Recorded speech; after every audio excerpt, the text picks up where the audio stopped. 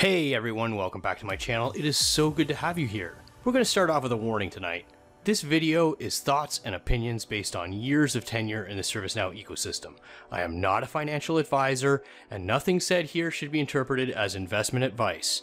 In full disclosure, I do own a small number of ServiceNow shares. Now let's talk about whether ServiceNow can weather the storm. With the COVID-19 crisis throwing confusion and pessimism into many of our lives, many are asking themselves which companies are well positioned for long-term survival and post-crisis growth. Here's a few reasons I think ServiceNow is well positioned to weather the storm that you can't get on a spreadsheet. Number 1. Crisis Proving Ground. ServiceNow has struggled to widen the perception of just being an IT service management tool since its inception. But listen carefully to the ServiceNow stories coming out of the crisis. First, we have the 4 emergency response applications ServiceNow released for free in the early stages of the crisis. Second, check out the visibility it's getting in this tweet from Kim Kardashian. If you poke around, you can find other stories of banks using ServiceNow to help process SBA loans, and in the midst of the crisis, ServiceNow is proving its workflow platform value proposition. Number 2, purity of intent. ServiceNow is its own company. It's not just some other business unit in a bigger entity. That means in lean times, they won't have to compete for vision or resources as just another app in the portfolio. ServiceNow knows who it is and what it's doing, and there's no arbitrary larger corporate interference to worry about. Contrast this with HP and the OpenView Service Desk tool, ServiceNow's original competitor. By 2005, OVSD had become a byword for couldn't build a worse app if we tried. While the profitable OVSD business unit stagnated and died under uninterested leadership, HP's lack of intent and vision guaranteed ServiceNow's ascendance even during the 2007 financial crisis. Number 3, acquisition strategy. Because of its purity of intent, ServiceNow has a long-standing and specific strategy for acquisitions: rebuild in platform. The single platform was one of its original selling points, and early adopters of ServiceNow may still remember the Frankenstein app slide from the sales pitches.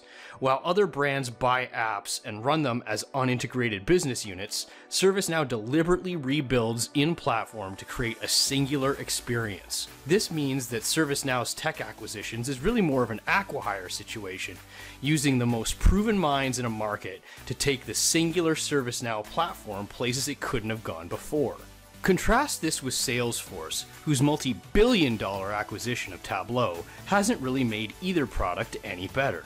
Oh sure, it's a nice profitable business unit under the brand, but when push comes to shove, whether it's generating good revenue or not, it does create internal competition for executive and product leadership skills. Exactly which business is Salesforce in? Number 4, transitions and alternatives. Even if we could imagine an exodus from ServiceNow, there isn't a viable alternative with the same scope. Freshdesk, Freshservice, and Atlassian offer cheaper ticketing tools, but they don't have the same breadth of serviceable process areas like ServiceNow does. And even if they did, switching workflow platforms mid-flight and manage corporate response to post-corona economics carries significant cost and risk, years more expensive than the license savings they'd achieve. To put it bluntly, transitioning tools at this scale costs a tremendous amount of money, and where's that money going to come from? Number 5, leaner, meaner features. My formula for this is simple. Post-COVID-19 will have a shrunk economy as businesses and consumers scale back spending to replenish their savings, lower their new debt, and all sorts of other reasons. With less consumer spend, companies everywhere will be looking to cut costs. The smart ones will look to things like application consolidation, increased automation, and smarter operations in general. You can abstract that by saying they'll want more things that the ServiceNow platform is best at providing. Now consider during similar economic tough times, the 2007 financial crisis saw ServiceNow grow rapidly. Better minds than me can figure out how much more growth room there is. My point is that ServiceNow has already been fire tested. Bad markets already showed their love to ServiceNow. If you're a financial advisor, portfolio, or asset manager and wish to discuss ServiceNow further, you can reach me at ramp.plus. Ramp.plus is an expertise on demand platform where you can gain industry insights in a convenient, but more importantly, compliant manner. Check the description below for the link to my profile.